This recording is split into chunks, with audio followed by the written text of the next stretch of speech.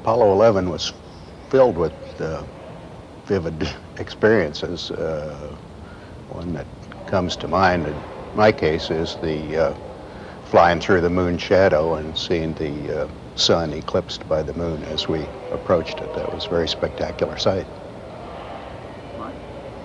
Well, I think the thing I remember most visually is the ascent stage of the lunar module, the ascent stage of Eagle, in front of my window, and then in the background seeing the lunar horizon and seeing the Earth pop up above it, so that you had the horizon, the lunar module, and the Earth all in a row. I thought that was something that would rarely be seen again, and I remember that most vividly. I think for me the most memorable time may not have been one that the happening I was most aware of, but I've had occasion to challenge my memory and think back of those first few seconds when Neil and I touched down, and there were numerous things that we needed to do, but we also needed to announce to the world that we were there, and then pause for a moment, and things were quiet, and we gazed out the window, and it was just a magnificent view, and that's the most impressive memory that I carry now because I refer back to it so many times.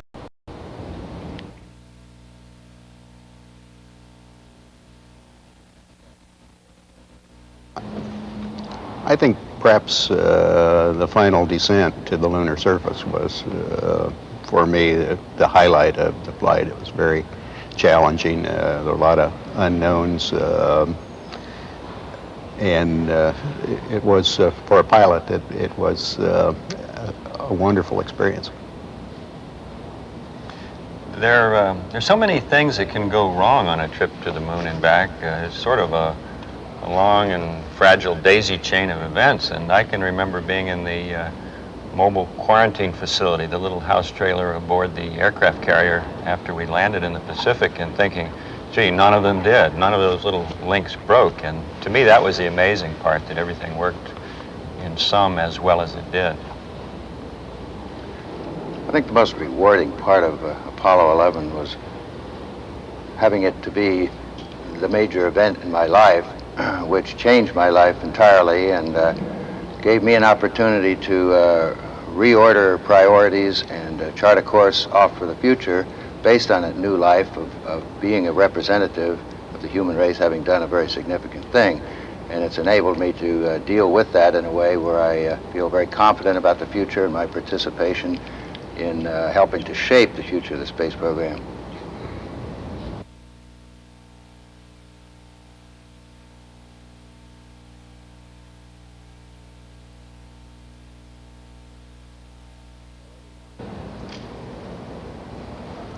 Well, every launch day is a time of excitement, enthusiasm, and apprehension. But I think in most circumstances, you always feel that the chances of actually lifting off are are fairly distant or remote, and so you have to temper your enthusiasm with the realization that, in fact, you may be coming back in and trying to go another day.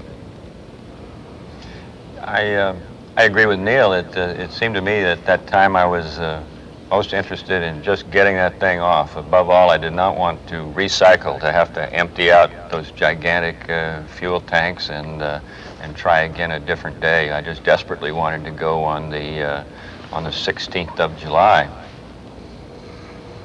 I think the momentous, most memorable thing that I can recall about that particular day was the opportunity while my two friends here were being put into the spacecraft to stand alone by myself out there and look at the rocket and the quietness and see the sun come up and the waves rolling in and the evidence of the millions of people watching, but nothing specific, and just so quiet, and to realize that indeed such a contrast was going to take place, all the frantic activity preparing the rocket, but it was so quiet up there for me personally, and that in a very few moments we were going to be departing in a great roar and off for a momentous event.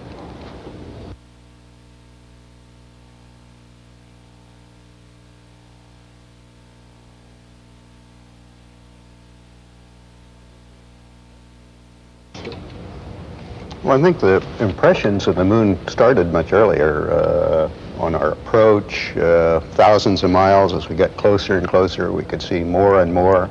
As we got down into low orbit about the moon, we could see additionally more. We kept getting impressions.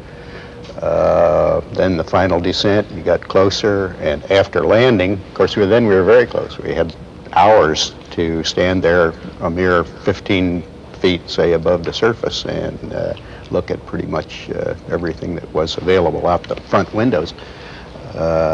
We had a sense of the gravity, the character of the environment there. So long before we actually got out on the surface, we already had pretty good appreciation for what the moon was like. I agree with Neil. There are many different moons to remember. The one that we see from the Earth, the one that's en route, as we're sort of alone between the sun and the Earth and the moon. Then as we approach the moon, it's a different one. When you're in orbit, you look down on it, and it's a rather rough, a lonesome, foreboding location. Neil had a much better view during the powered descent of that transition right down to the surface. I think I was relieved by the ease that we had in being able to maneuver around. Perhaps impressed by the talcum powder nature of the fine surface itself. As you'd look at a boot print, it just was so smooth, just like you'd put your foot in talcum powder. It was just a many-faceted moon. It was a stranger to me before the mission, but I now look back at it as somewhat of a friend, a place that I visited.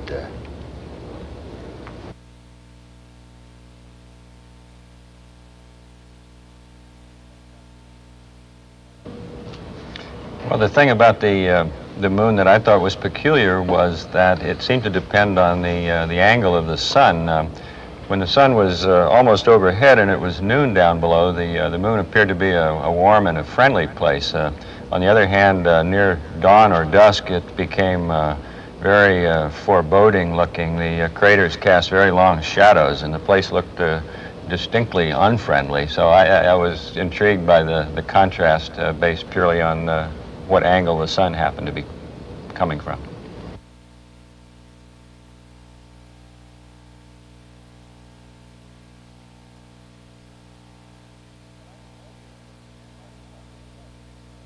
Well, I enjoyed being in the command module by myself. It was a happy little home. All the machinery was working properly, and my concerns were not within the command module, but simply that something might go wrong with the LEM, with the lunar module, and these two guys might get stuck on the surface of the moon. That was my main concern.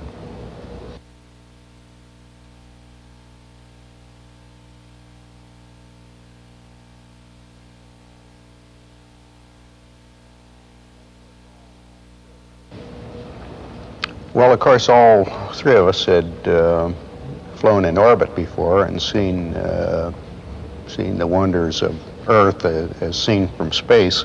This was a new experience for us in seeing it from a fairly long distance away. It does probably have a change in character as you become farther away. I think you most notice that, though, at the time you leave Earth.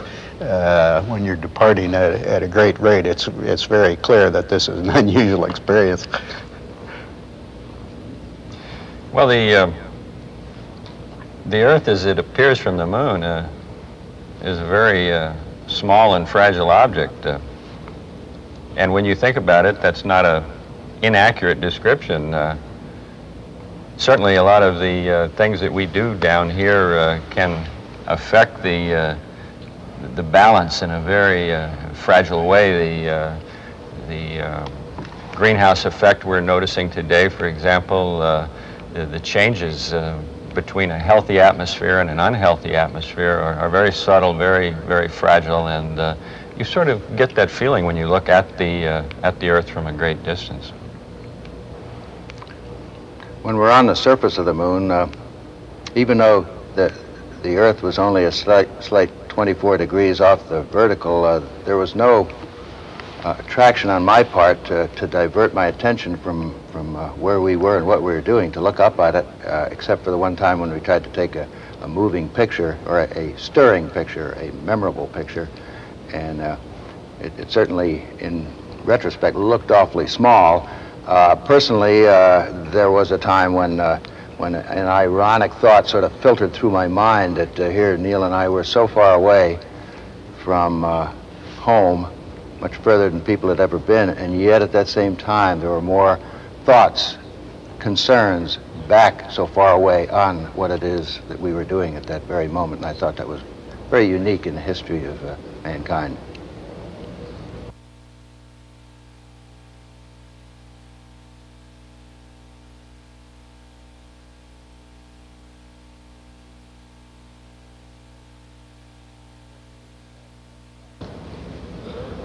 Of course, we did go back a number of times after our departure, and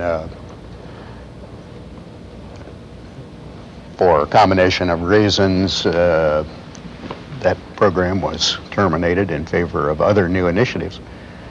Do you think there's an increasing momentum to go back to the moon? There studies of the moon are indicating more and more new reasons why it does make sense to go back, but I'm not in a position to say right now when we might make that next trip.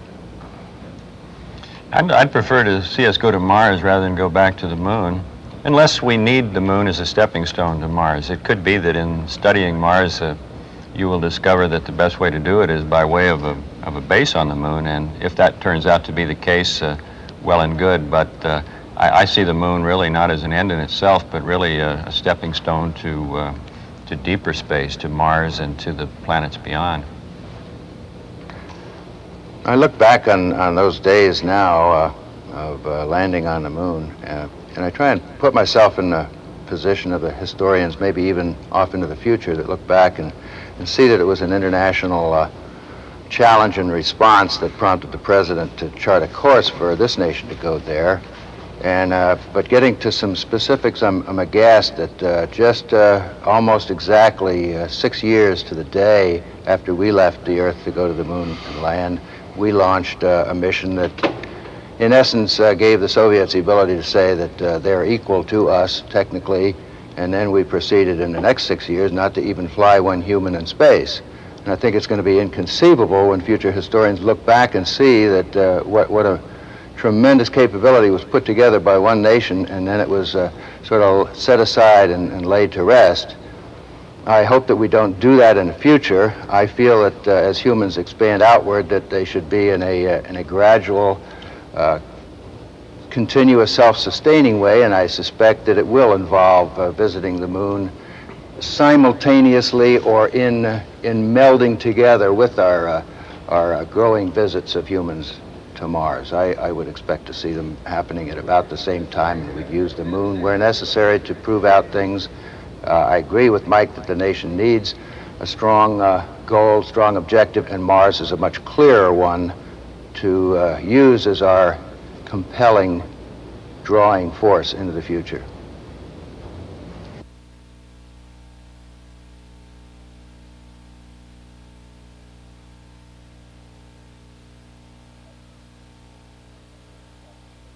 Well, there can be some very attractive cases made for going to Mars. Some of the various approaches to doing that in both manned and unmanned machines seem to be very persuasive to me.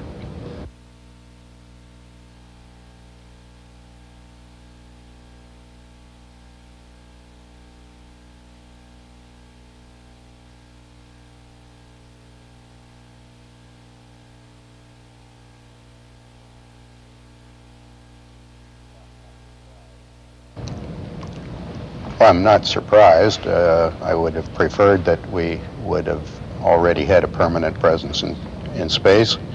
However, it takes 10 years or so to accomplish any big project these days. And I understand that now perhaps we'll have freedom up in the middle of the 90s, and I hope that's true.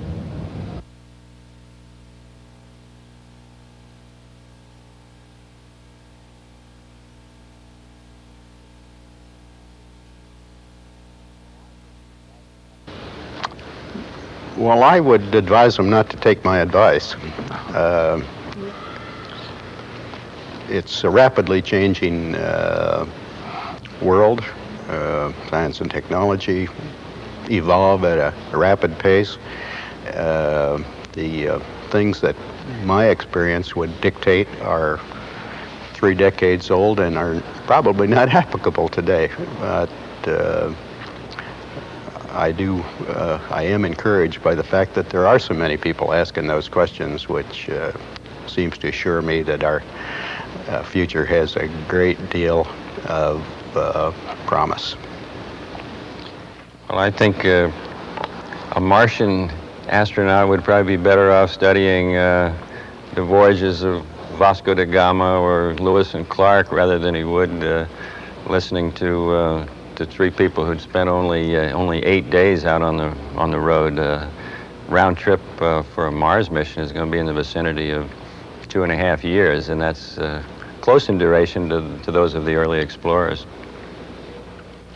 I think Mike's right. A trip to Mars is going to be a very long and involved and a major segment of a person's life, and there's going to be a lot of times to be thinking about it, discussing it en route beforehand and afterward.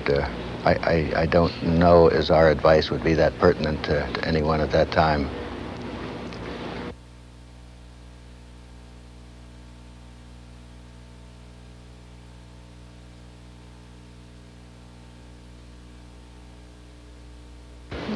People who come here to this museum and look at our spacecraft Columbia are most often struck by its small size, which from their perspective is understandable.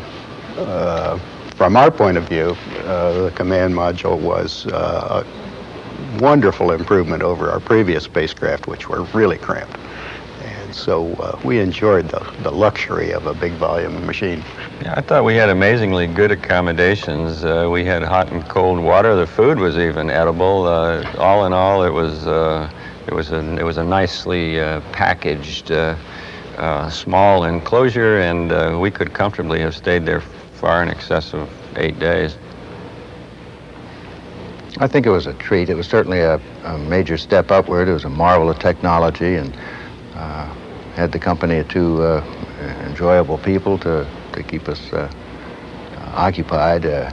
Things occasionally would get to drag a little bit on, I think, in a very long duration mission inside the command and service module. But thanks to the experiences that we'd had previously in flight, we saw to it that there were adequate windows and quite a few of them to look out. I think that's a very key thing in the future, to provide good outside visibility for people.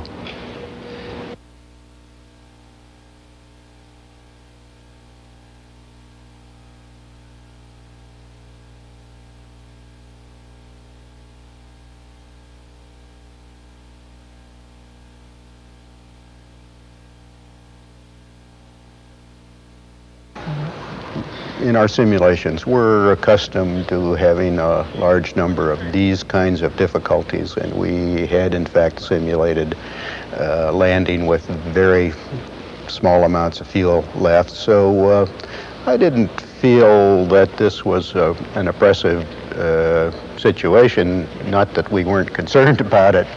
We certainly were, because there were serious matters, but they were felt to be within our ability to make proper judgments on. I'd turn it over to Buzz. Some simulations had indicated in missions beforehand that the ground controllers needed to know a little bit more about some alarms, so that the senior director had directed that a number of people do some research on it. So it was not perhaps as totally as much a surprise to them maybe as it was to us. I'd not been involved in a particular simulation where some computer alarms like that had come up. I think the major concern that we had was we felt we needed a confirmation as soon as possible from the ground, and the computer alarms did interrupt what both of us were doing, which was a systematic surveying for myself of the inside of the cockpit, and Neil was concentrating his attention on outside, and as soon as a computer alarm would go off and it would display something, he'd have to stop looking outside where he should be looking to see what was happening, and then we'd have to get a response from the ground as to what the nature of that was, clear the display, and then be able to proceed on. So it became a bit of an interruption. I think the follow-on cruise certainly benefited tremendously by our coming marginally close in fuel, and I'm sure they had a much greater incentive to land with a more significant margin.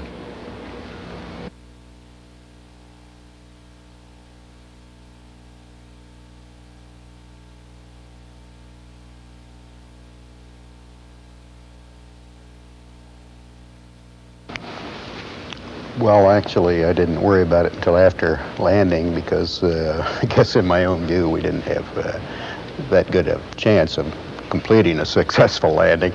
But it was, I did think about it between the time of landing and the time when we actually exited the spacecraft. Buzz and I did that.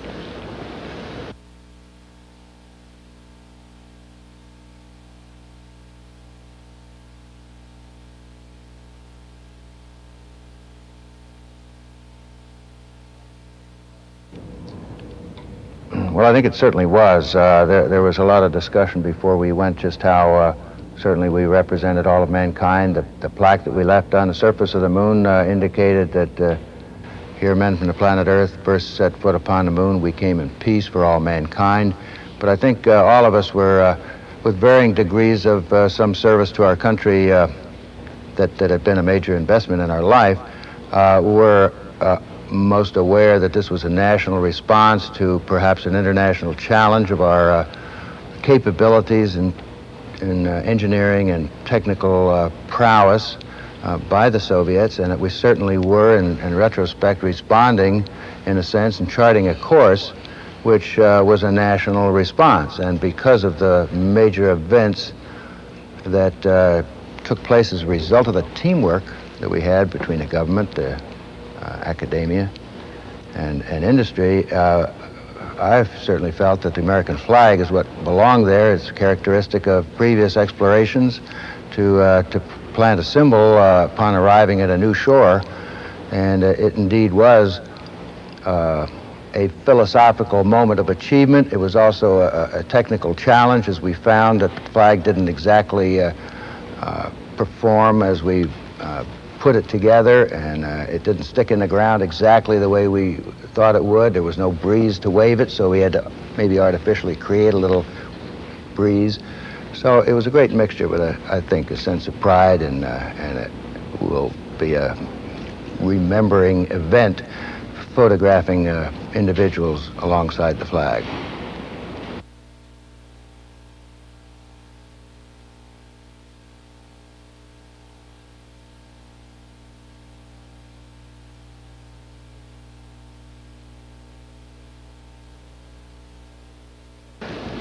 Of course, it so happened that environmental awareness increased during the same period in history that space travel evolved.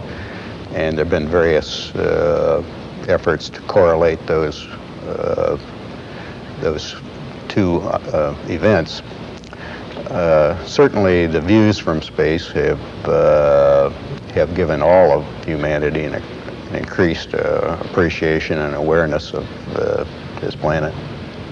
The Earth does appear fragile from space. Part of it is simply it's so small. It's about the size of your thumbnail if you hold your arm out at full length, and it, of course, is absolutely spherical. Atmosphere is not apparent.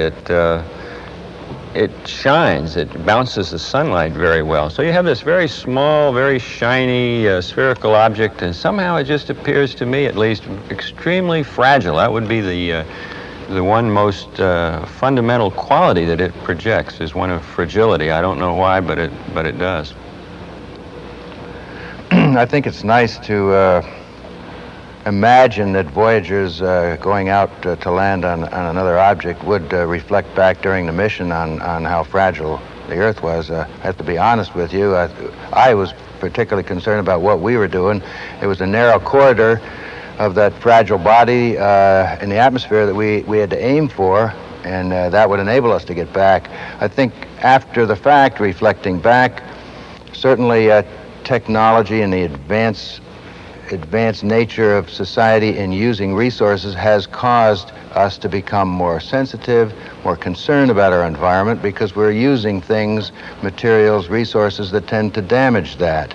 But I think the advancement of technology, as evidenced by the space program, holds with it also the keys to better monitoring of the rate of dangerous approach to any condition that is endangering our environment. And I think also it may be that space provides the means of alternate energy sources, or at least projecting energy from space back to the Earth, if indeed the production of energy right now through fossil fuels or through some other means, including nuclear generation, wants us to move away more from Earth in the production of energy. So I think the advancing technology, as evidenced by the space program, is evidence of our cause of concern about the atmosphere, but it also is our approach to the answers and the solutions of our environmental problems.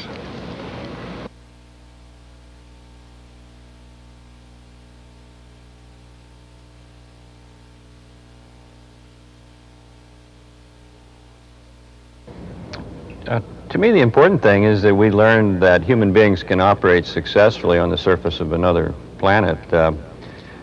We don't have to stay here on Earth. We have a choice of where we want to go and stay, either here on Earth or on the Moon or beyond the Moon on a place like Mars. I think that was to me, the fundamental lesson of Apollo. We can operate successfully in places other than the surface of the Earth.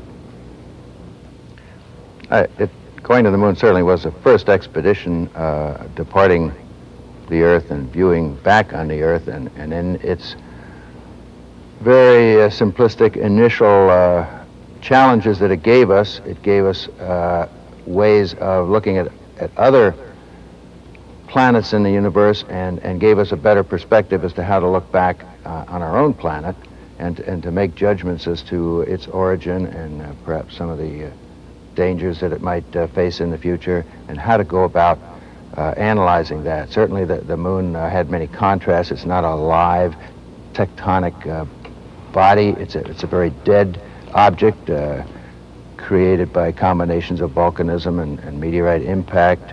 Rather than answering many questions, I think it raised many more questions, but certainly our level of understanding was immeasurably increased, and it's not for us necessarily to give the best appraisal of that.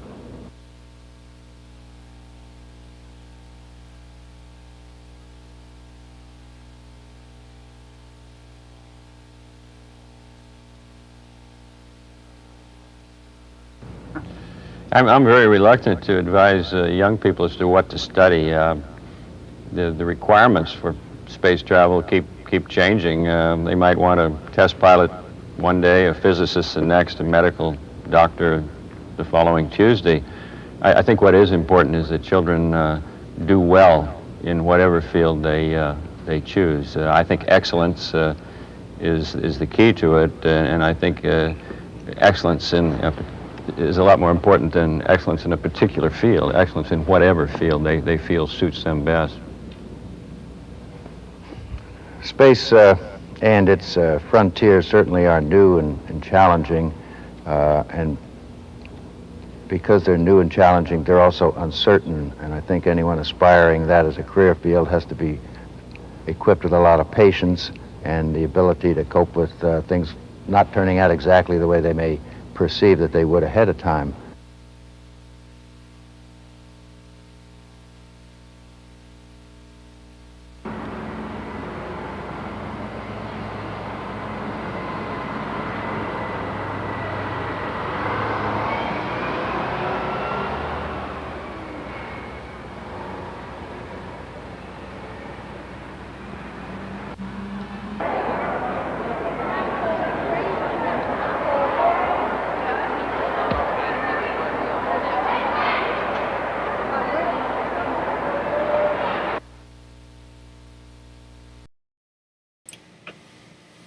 So that's our little tribute to Michael Collins, who was one of the three dudes that were on Apollo 11, and Michael was in the capsule orbiting the moon. Didn't get the glory of walking on the moon, so, but, you know, he still got to do it, and pretty awesome. Space, you know, I think space exploration captured lots of people's imaginations, and certainly captured mine as a child. And I'll still watch the SpaceX launches, and I'll still watch the docking, and I will peer in occasionally for NASA stuff. And that was something that I digitized for NASA when I was digitizing 600 videotapes of for the Langley Space Center, which is near Hampton Roads, Virginia, and that was an anniversary kind of interview with the astronauts, and yeah, kind of interesting. We are between toe tapping tourney 2 and 3. Tomorrow is the big kind of finale as far as us picking the final 4. And I'll have results later today, so maybe you can see. A lot of people said it was hard, and it was hard. But guess what? Tomorrow's going to be even harder, more of a challenge, and I hope that you all will be able to tune in for that. It's been a lot of fun for Katrina and I, so I appreciate you guys playing along, and hopefully you're having as much fun as we are. So, this next film that I'm going to show is actually on film. It's on our telecine that I got right over here. And it is something that somebody reached out to me and said, hey, do you have this film? Because my family's in it. And so this film was made in 1964, and this woman's family, she was a little girl in this, is in this educational film. And this is why I like collecting and showing and sharing these films, because it featured everyday people. And what's interesting is sometimes people reach out to me because they're like, I was in this film, I don't know the title because I never saw it. So occasionally I show people themselves as children or young teenagers, and they've never seen the film. It's not like they have a world premiere of it or anything. And it certainly doesn't. These films don't always make it to television. So this is kind of what I feel my public service is.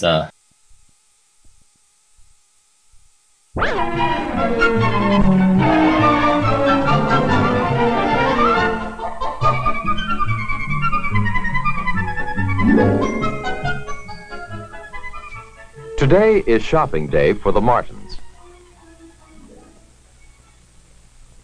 Sue and Jim have come with their parents to buy some things for a...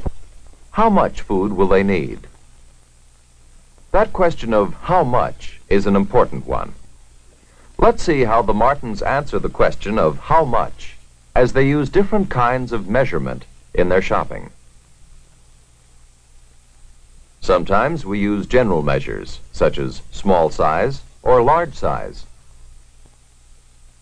For example, Mother wants to buy a large melon.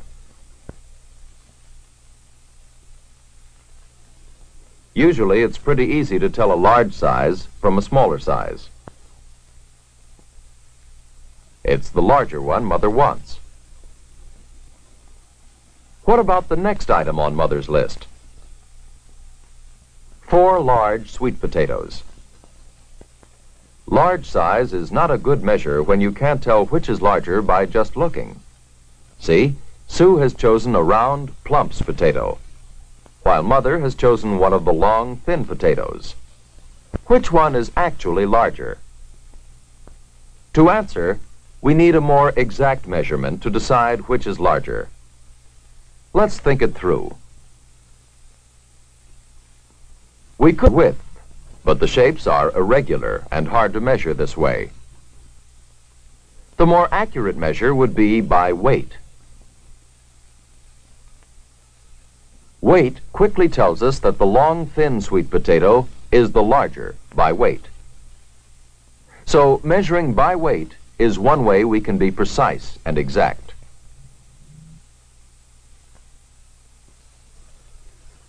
Sometimes we may have to compare standard units of measurement to be precise and exact.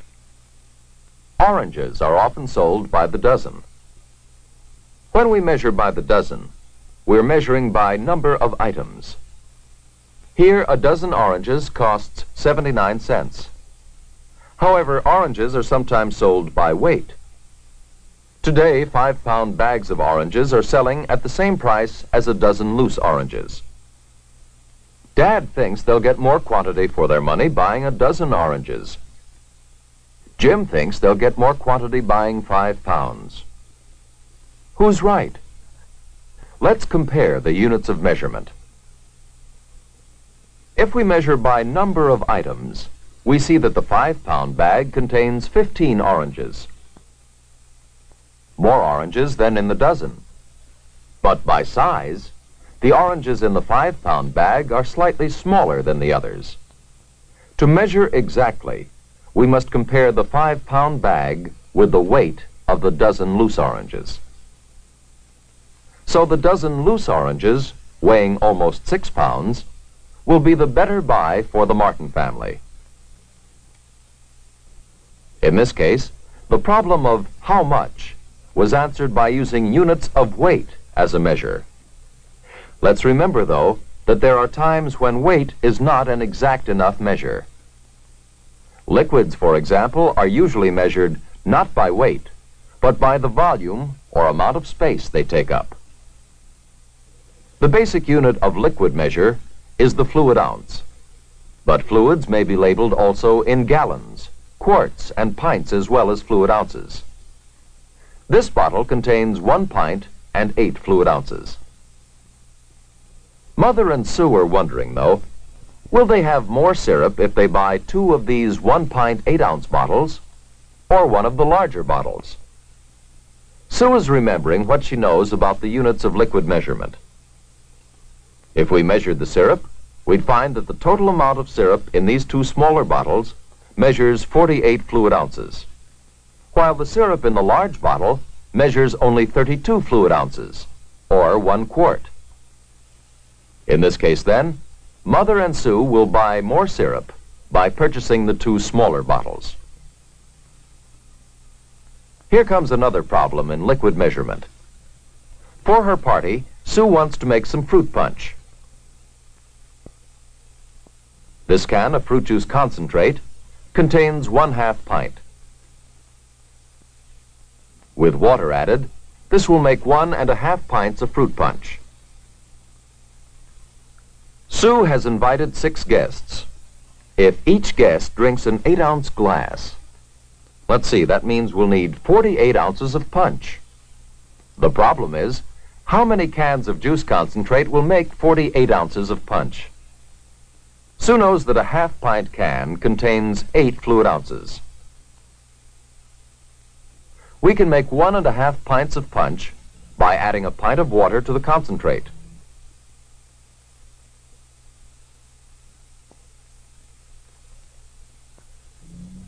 1½ pints is equal to 24 fluid ounces. This is exactly half the amount of punch Sue needs. So it's easy to figure out that 2 cans of juice concentrate will be needed if Sue is to have enough to make exactly 48 fluid ounces of punch. There's one more thing Sue has to get for the party: dessert.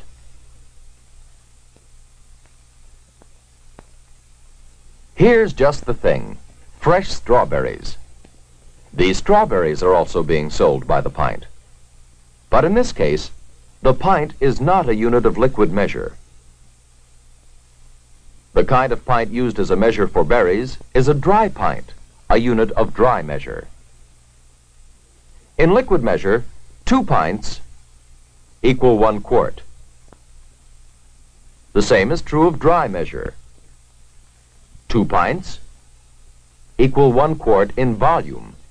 But are 2 pints equal to 1 quart in weight? Let's compare 2 dry pints of berries and 1 dry quart of tomatoes by weight. The dry quart of tomatoes weighs more than the 2 dry pints of berries. So fruits and vegetables sold by dry measure are being measured not by weight, but by volume. But Jim has to figure out a problem of weight measurement. He's going to buy some frozen chop suey to serve at the party. But here's the problem. The large carton of chop suey, which weighs 2 pounds and 8 ounces, makes 10 servings. It might be better to buy these smaller cartons, which weigh 1 pound each. But how many 1-pound cartons shall he buy to serve 6 people? Jim is thinking. In the large carton, what is the total number of ounces? Jim knows that 1 pound is equal to 16 ounces. So 2 times 16 is 32, plus 8 more equals 40 ounces of chop suey. This serves 10. 40 divided by 10 equals 4 ounces. 4 ounces of chop suey is an average serving.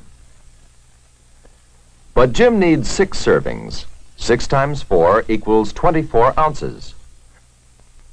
Not enough in one 1-pound carton.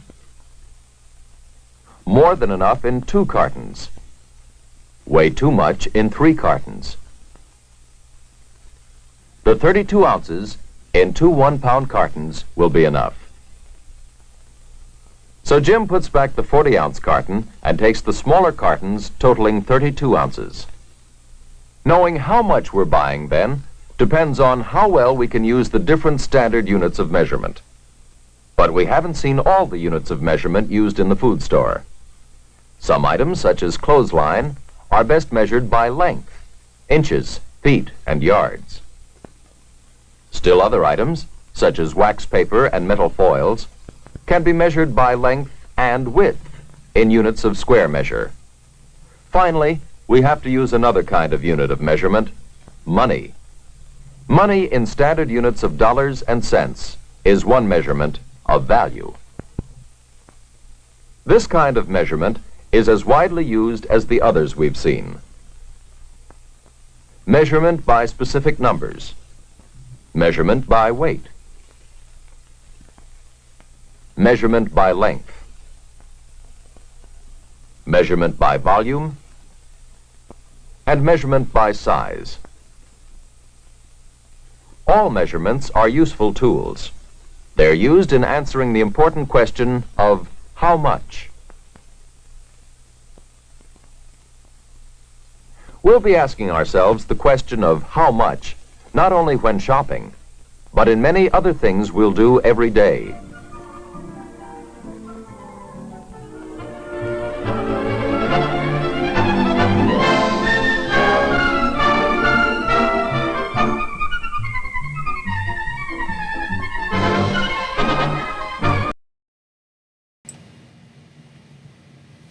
I love it. I love food math. So that's one of the things that my wife and I have agreed upon now that we are fully vaccinated is I'm going to go grocery shopping again. We have not been grocery shopping. We have been getting stuff curbside but I kind of find a zen in grocery shopping. There's no other retail experience that I enjoy going into a store, really, except for grocery shopping. I know it's weird, but I like it. I kind of dig it. I mean, maybe a hardware store. I like going to a hardware store and just kind of walking around, just kind of, But, so I'll be going grocery shopping later today, wearing a mask, of course. But, yeah, just get to go through the produce section and kind of look at stuff, all that stuff. So that film resonates with me, the idea of going into a supermarket, just going like, woo. All right. This next film is kind of interesting. I've been going through films that I've digitized over the last couple of years and making files that we can play on the show, because there are literally thousands that I haven't even brought out yet. And that's to say, just kind of as a quick aside, so next week I'm going to be going back to the archive. I'm going to be leaving our basement and moving equipment back to the archive, but I'm going to continue doing this show, this lunchtime show, and maybe together we can figure out what the future of AV Geeks Lunchtime Show will be. Is it lunchtime, or will it be an early afternoon show, or will it be every so many days a week? Right now I don't see any reason to do anything but a daily show, but that's going to be something I'm going to be asking you guys, what you think we should do.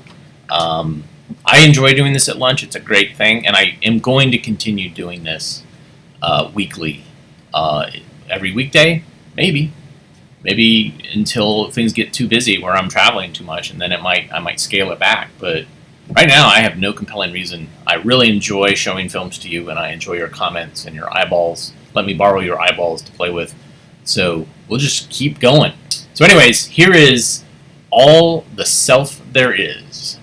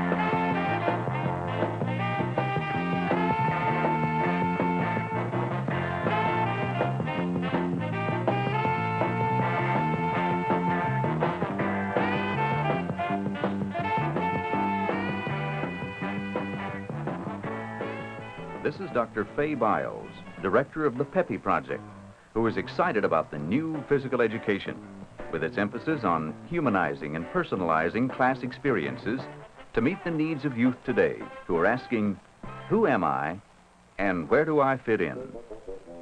What are the contributions of physical education to all the self there is? Children love activity, and they learn through exploring movement patterns like curling, stretching and twisting, bases for flexion, extension, rotation, assuming definite body shapes. Discovery of what moves, where it moves, and how it moves. The concept of balance is explored as it relates to body awareness in space.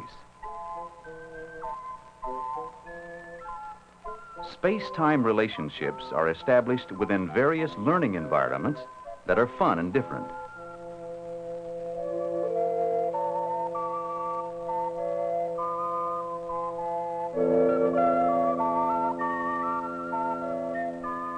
Children progress through developmental levels of movement experiences. As a background for hand-eye coordination, foot-eye coordination, both perceptual motor skills.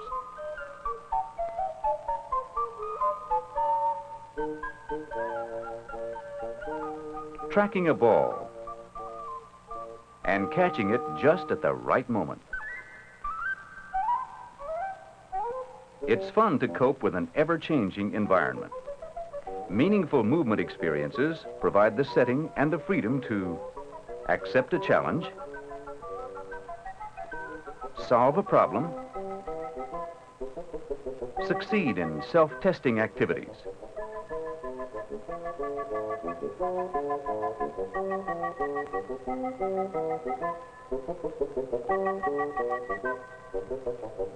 There are no failures, no competition at this point. Just the glow of satisfaction.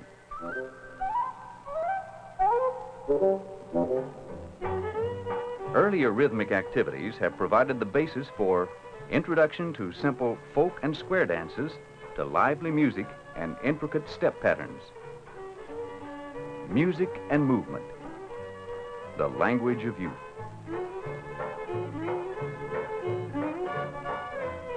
Creativity finds an expressive outlet in modern dance, satisfying all forms of nonverbal communication. For dance is the medium for the silent language.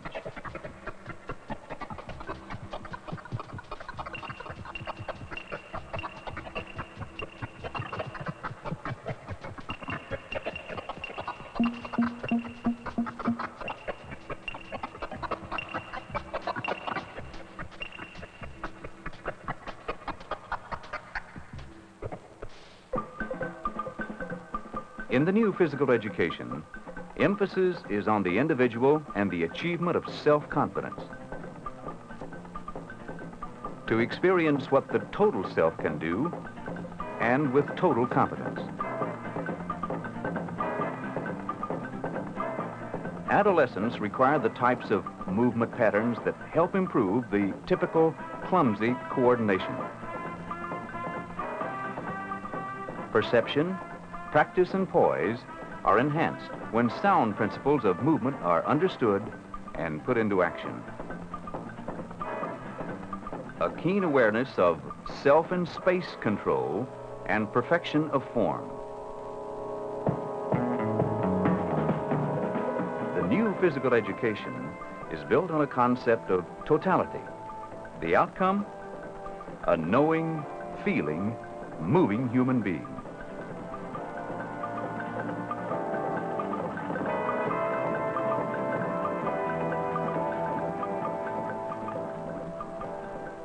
A thrill, perhaps a peak experience, all helping to build body image concepts, the very core of a positive self-concept.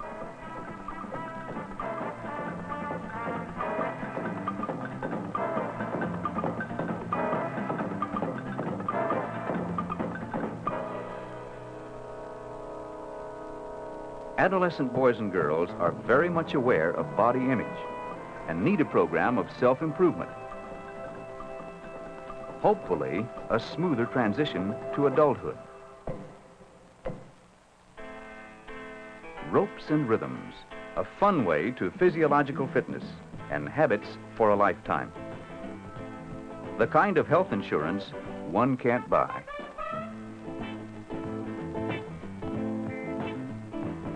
Running is one of the best all-round cardiovascular endurance activities. Jogging and running for fun and for a lifetime begins in physical education.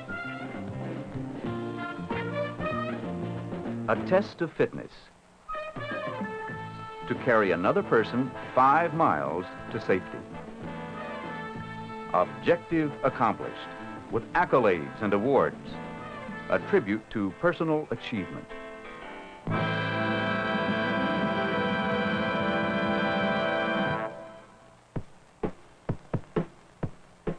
Judo, the ancient art of self-defense, is popular in the new physical education and is practiced by boys and girls of all ages and sizes. It is physically demanding and promotes agility, coordination, and personal discipline.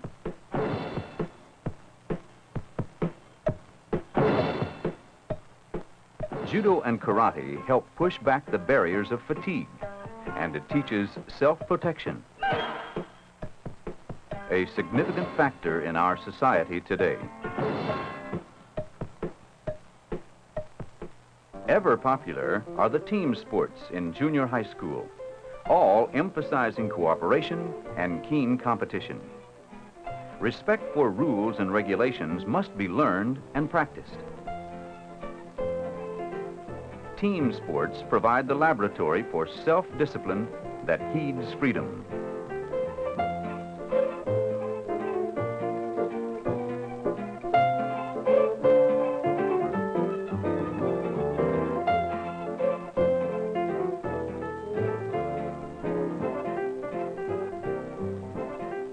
Co-ed competition reflects the spirit of the new physical education.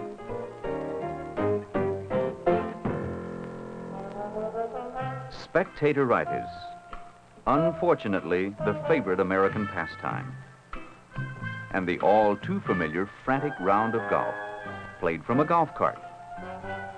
They should be replaced by the new look in physical activity, which encourages a wide variety of lifetime sports.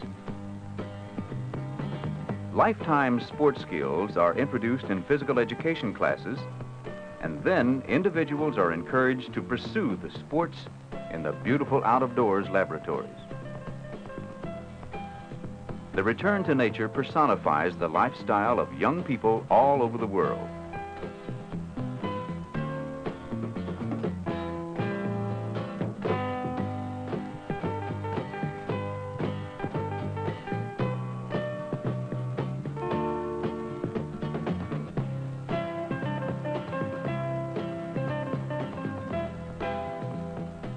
Bicycling has been one of the most popular leisure time sports, and groups enjoy the bike paths along the riverbanks in the natural environment. The new physical education has encouraged teaching skills in scuba, spelunking, mountaineering, and rock climbing. There are sports that produce a feeling of loss of balance or a thrill, called vertigo sports. They fascinate a large segment of our society, a positive substitute for the preoccupation with the drug world.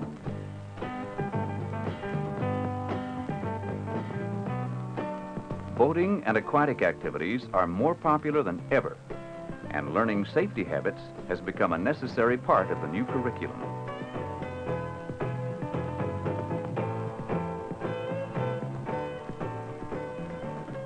Who am I? Perhaps this is where the answers lie, in the quiet escape from a pressurized society, in the freedom to come to terms with one's own self-identity.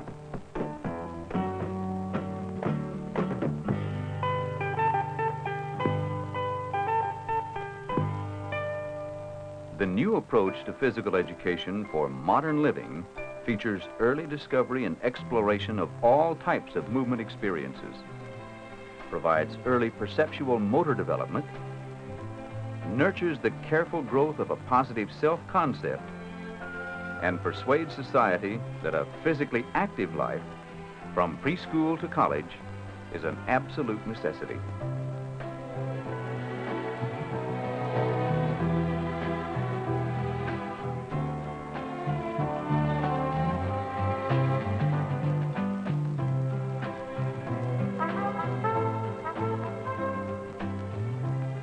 In order to enjoy a vigorous, healthy, happy life, it takes a lifetime for the full realization of the contributions of the new physical education to all the self there is.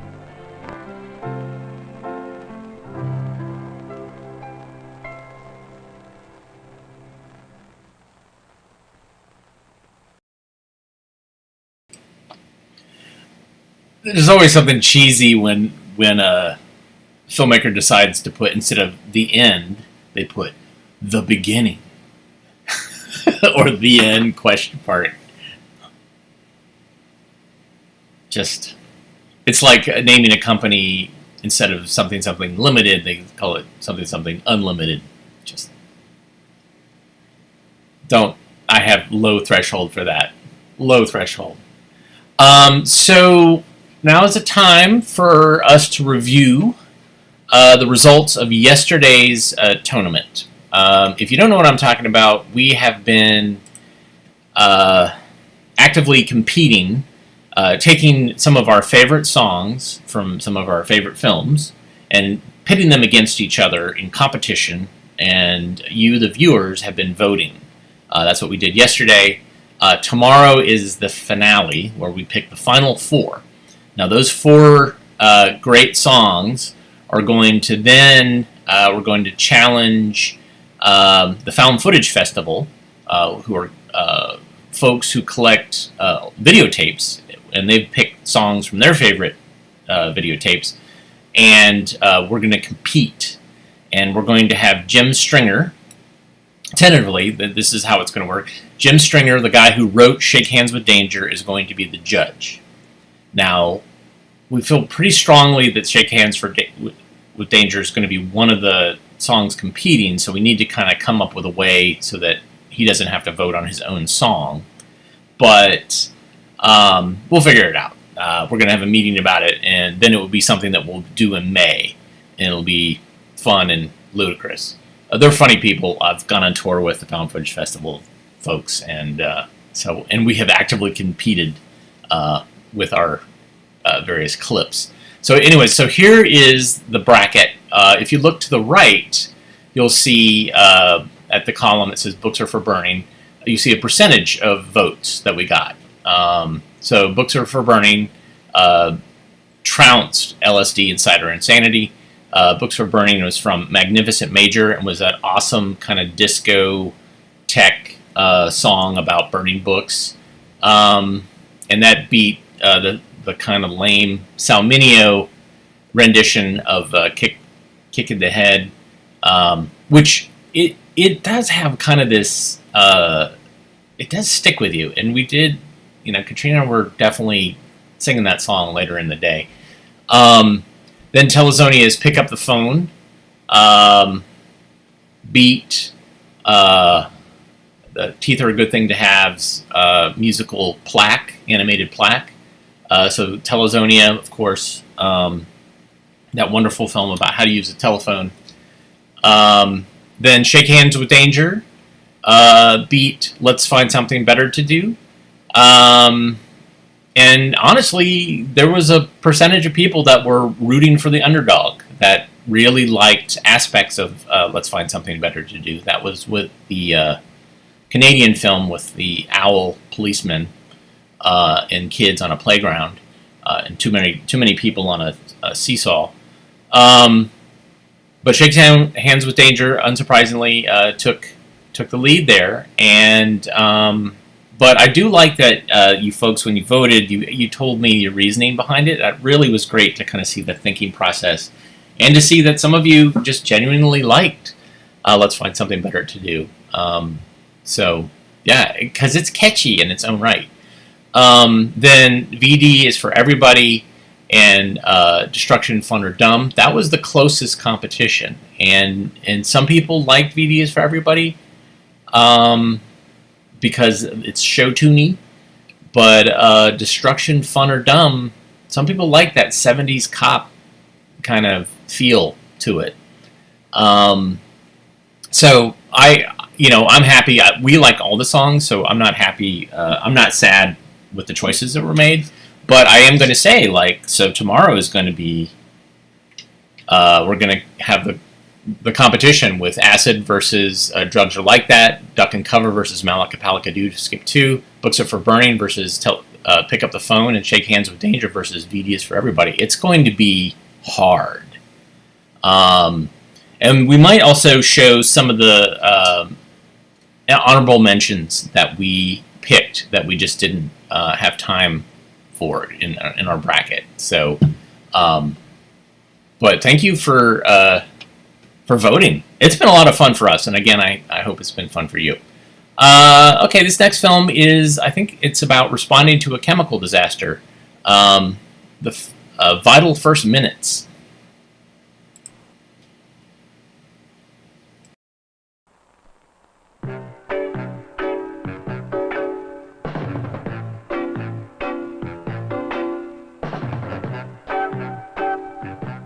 Producers of hazardous materials know how to handle them safely. That's their job, and they're good at it. They work under carefully controlled conditions, with a healthy respect for the materials handled. They know how to deal with their often toxic, combustible, corrosive, or potentially explosive materials. They're trained for instant response to any emergency situation. In manufacturing and loading for transport, they follow rigid rules in order to avoid mishaps. Materials are identified according to government regulations. The law requires that placards be applied. The cargo is spelled out on shipping papers.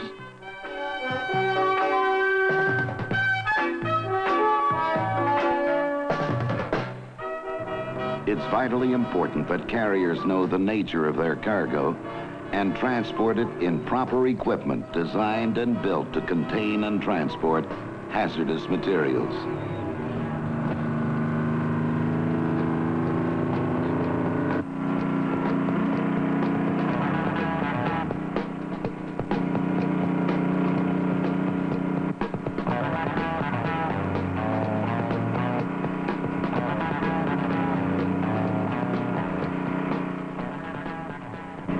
Just what are hazardous materials? Any substance which, in the event of an emergency, presents a danger of injury to persons, destruction of property, or a threat to the environment. Every day, thousands of tons of such materials are handled safely over the nation's highways and on America's railroads and on our waterways. Smaller quantities wing their way through the skies. But once materials are in transit, conditions cannot always be perfectly controlled. Weather, road conditions, mechanical malfunction, traffic, another driver. Any one of these can herald trouble. For instance, when another driver decides to cut a corner and take your half of the road.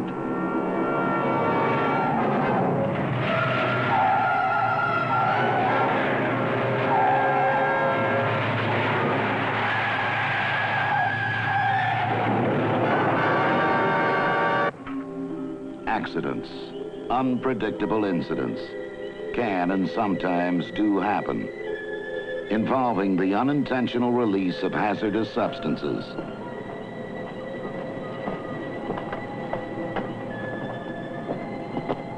To prevent a transportation incident from turning into a disaster, everything depends on those vital first minutes.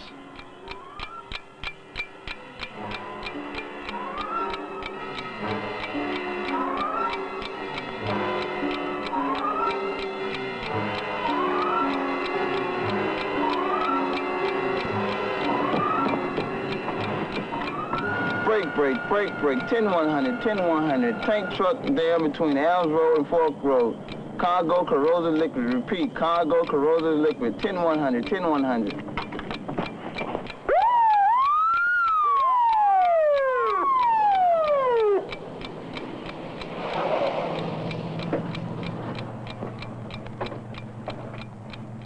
Is there anyone hurt? No, but I can show you some help. I'll get some on the way. Right.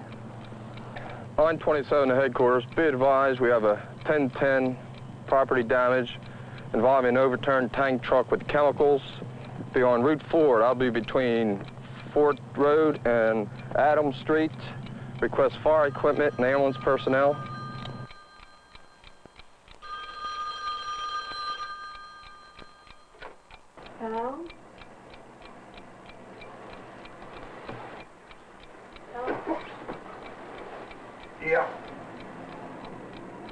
What's the location? Okay, be right there.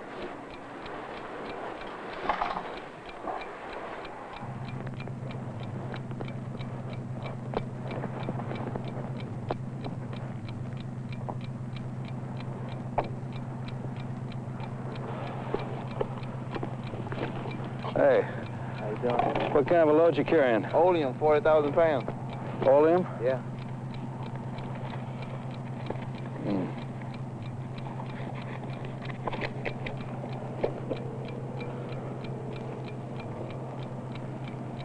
Yeah, I don't think we can handle this alone. Let me use this for a minute.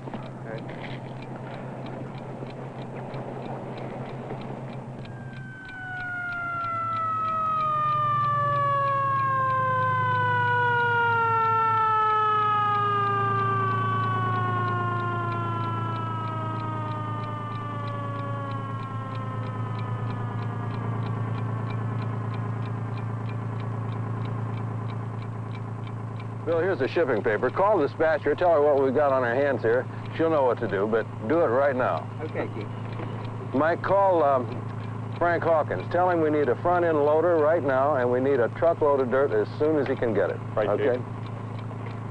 Well, fellas, I think we better set up a roadblock. Why don't we, down at this end, set it up at Adams Road, and down at this end at Fort Road, and whatever we do, let's not have any gawkers, okay?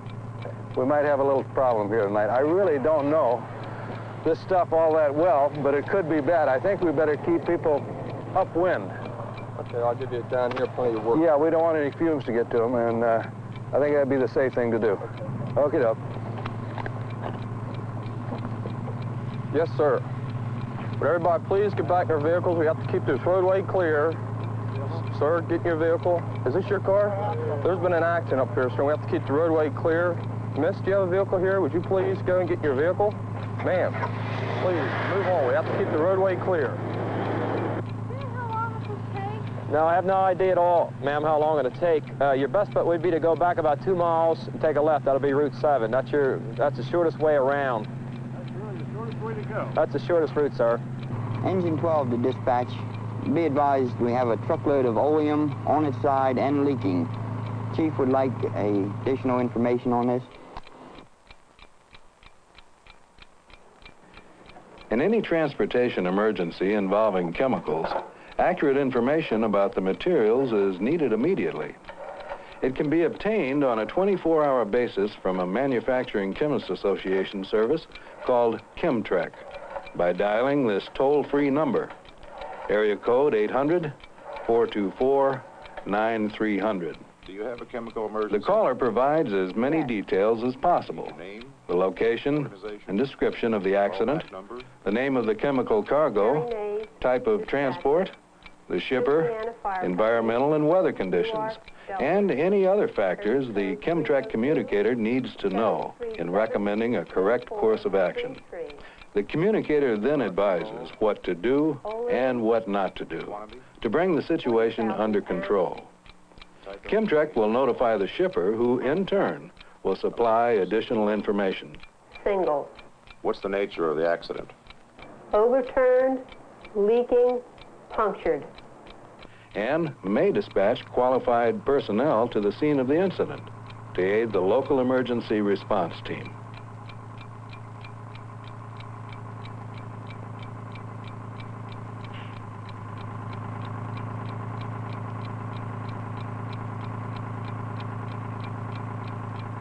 Hey, Frank, they went off at the end of the spill.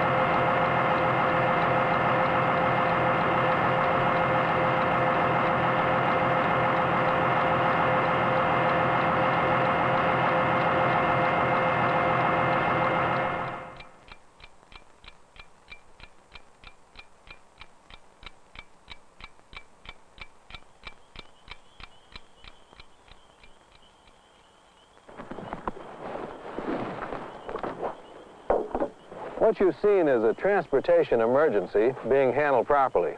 Now, you know and I know that things don't get done right simply by chance. But how does a right response at the right time come about? How effective we handle an emergency depends on how well we've done our homework. In a word, planning. The planning and training we've done long before an incident occurs. In an emergency, we've got to be on good working relationships with all people involved. Just who and what might be involved. Police, skilled in traffic control, and the police helicopter. Medical personnel, doctors, nurses, ambulance crews, trained in emergency care and ambulance response. Local contractors with earth-moving equipment. Other technically trained personnel. And most important, firefighters, trained in handling hazardous materials. Included, too, should be environmental protection people concerned with our air, land, and water. Planning should be both organizational as well as technical. It's important to know what our capabilities and resources are in advance, both in manpower and equipment, to know what's available for outside help and to know how to get it. Now, what we might need from you someday, Frank, on very short notice, is earth-moving equipment. Well, that shouldn't be any problem for us. We're on 24-hour call. It's also reassuring to know that our emergency medical services are available to help us. Planning also includes having on hand telephone numbers of individuals and agencies that know what to do when they're called upon. Rapid and coordinated communication is essential to make sure all know what to do and how to do it. What and how? The reasons for training. Training is essential, especially for firefighters, both paid and volunteer. Training should be designed to upgrade emergency response capability to handle any type of hazardous material incident. Training may be formal, such as in this classroom situation, where mock-ups and scale models of one's community might be used to good advantage.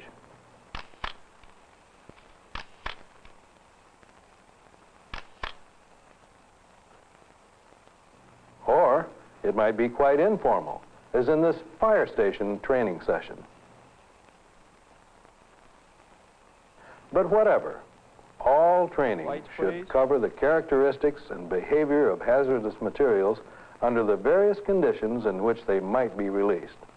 An emergency involving hazardous materials is no place for guesswork.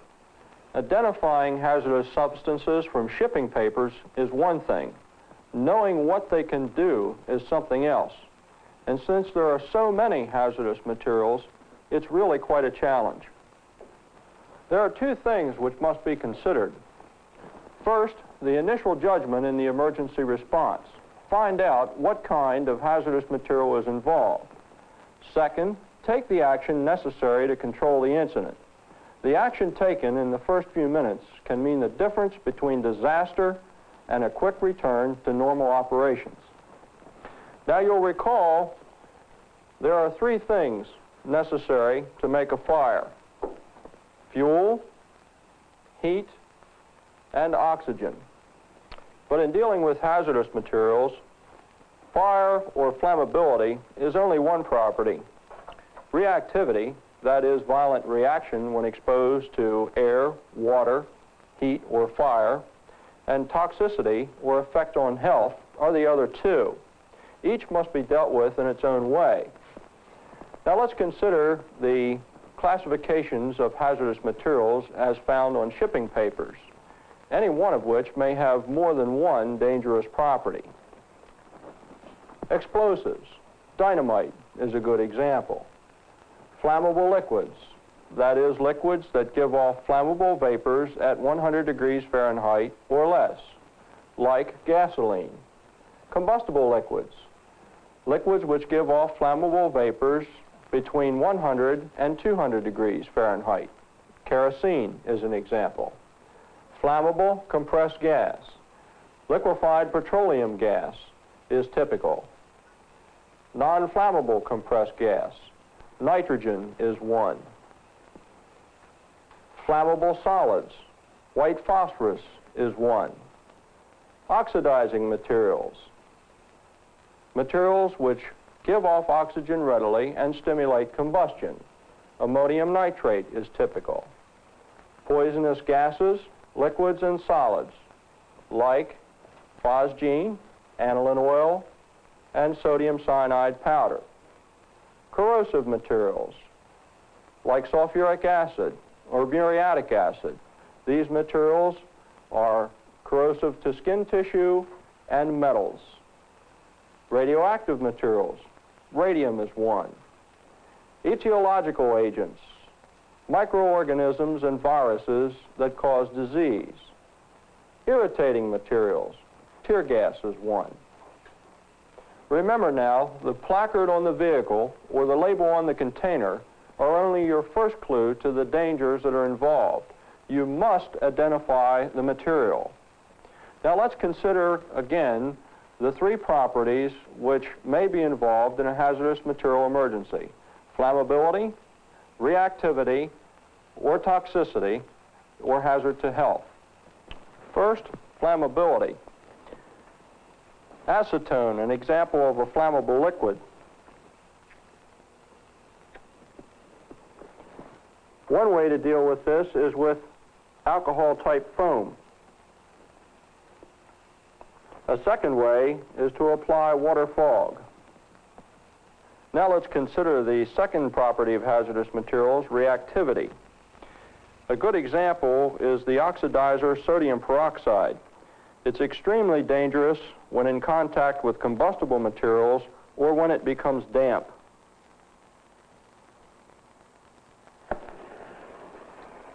The proper response to this substance may be to let it burn itself out, or if available, apply deluge quantities of water.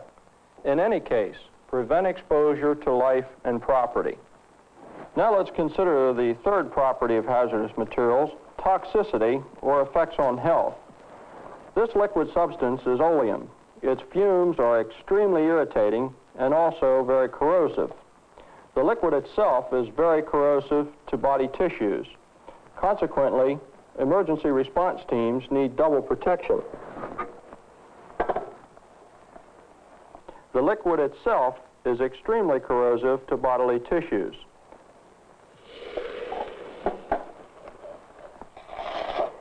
The proper response to this type of material is to flood bodily contacted areas with large amounts of water, knock down fumes with water fog, and blanket the substance with high expansion foam. In any case where large spills are involved, it's important to evacuate the downwind areas of any large spill or leak. Good, sound training. Instructions to be complete must cover all of the classifications of hazardous materials and the correct response to them in the event of an incident involving hazardous materials.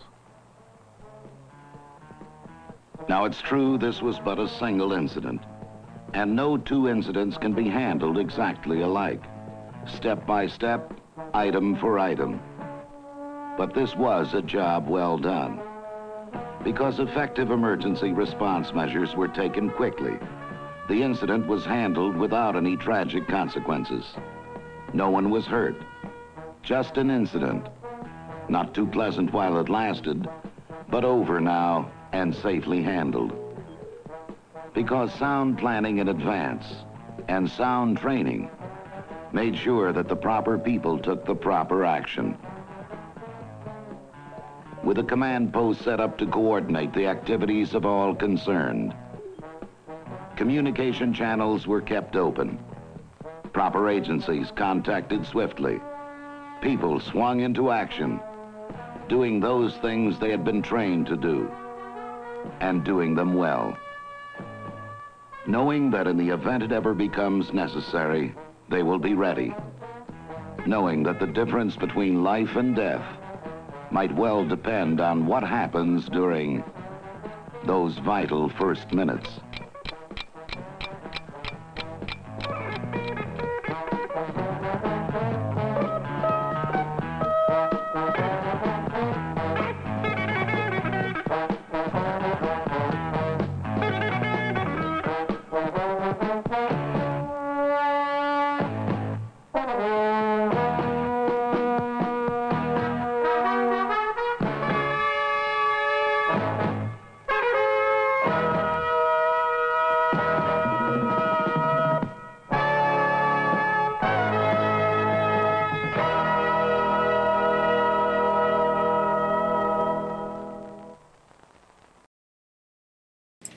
Well, that was a Jam Handy film. A surprise, given how late it is. I mean, I have a couple of Jam Handy films from the 70s, but that's interesting. Yeah, so DuPont obviously was invested in this because they would be the ones that would probably be making the chemicals that are being transported that are leaking in different places.